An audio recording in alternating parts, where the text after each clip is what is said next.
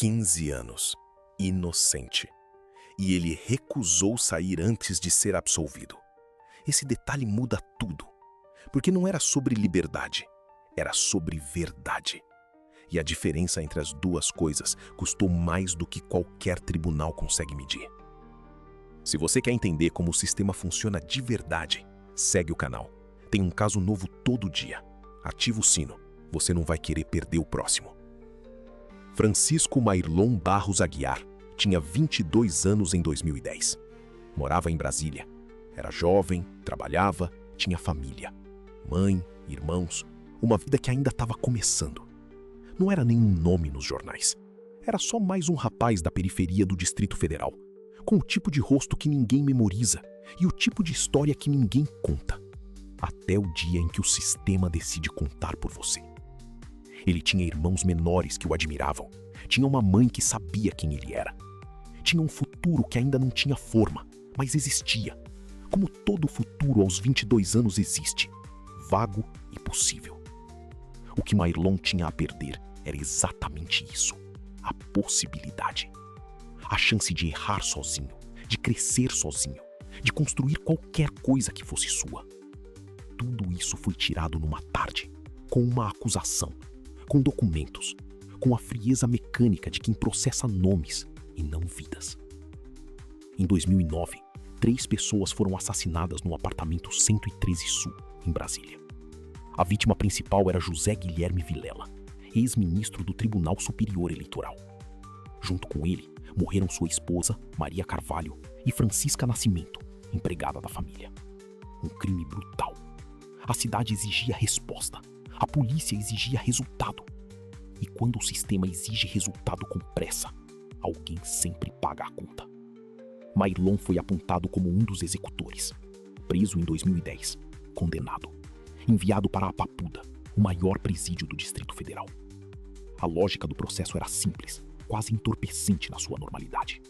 Havia uma acusação, havia um nome, havia um processo. O mecanismo funcionou. Ninguém gritou. Ninguém parou.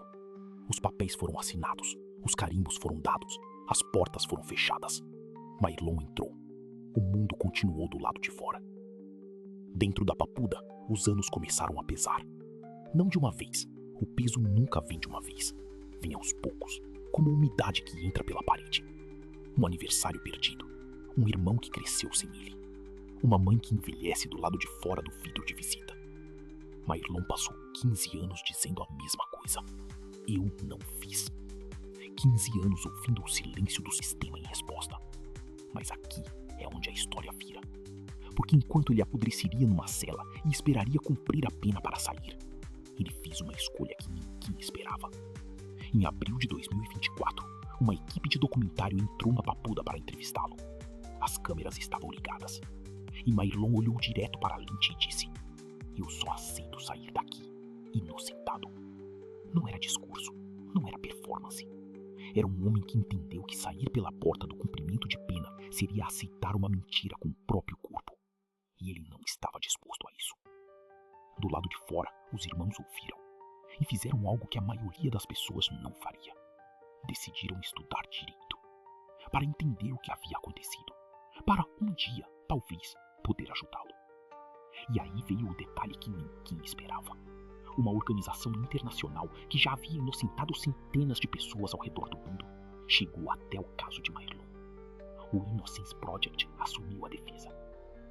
O Innocence Project existe para desfazer o que o sistema fez rápido demais. No Brasil, em 5 anos de atuação, receberam 5.000 pedidos de revisão criminal. 5.000.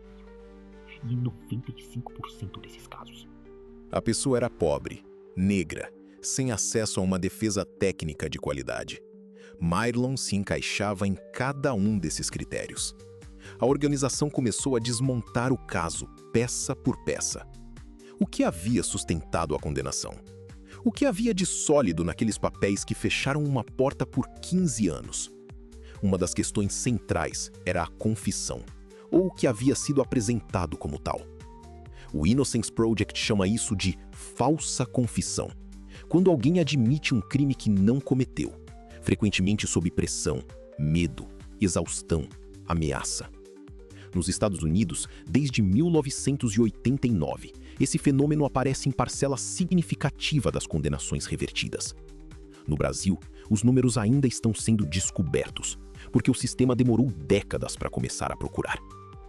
Em outubro de 2025, o Superior Tribunal de Justiça se reuniu.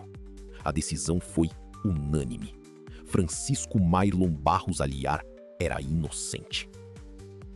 Na madrugada do dia 15 de outubro de 2025, as portas da Papuda se abriram. Mairlon saiu. Tinha 37 anos. Entrou com 22. Do lado de fora, a família esperava. A mãe que nunca parou de acreditar. Os irmãos que estudaram direito para chegar até aquele momento. Não há registro do que foi dito naquele instante. Mas há algo que palavras não alcançam. 15 anos de madrugadas dentro de uma cela terminaram numa madrugada do lado de fora. A simetria cruel da vida. O que ele recuperou foi a liberdade. O que ele não recuperou e nunca vai recuperar são os 15 anos. A juventude.